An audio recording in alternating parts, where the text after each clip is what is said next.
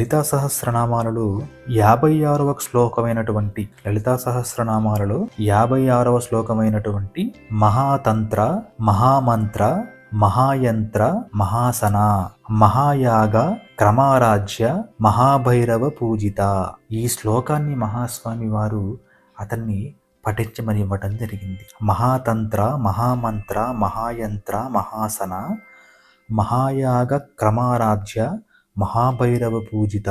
అంటే తంత్రాలలో కన్నా మహాతంత్రం, మంత్రాలకి అధిష్టానమైనటువంటి మహాదేవత, యంత్రాలలో ఉన్నటువంటి శక్తి అంతటినీ కూడా ఇవ్వగలిగినటువంటి శక్తి కలిగిన తల్లి, ఉన్నటువంటి అన్ని దైవిక రూపాలకు ఆసనమైనటువంటి మహాసన, మనం చేసే యాగములన్నిటికీ కూడా మహాయాగమైనటువంటి అమ్మవారి శక్తి, మహాభైరవ పూజిత, మహాభైరవుడే పూజించగలిగేటటువంటి మహాశక్తి ఏదైతే ఉందో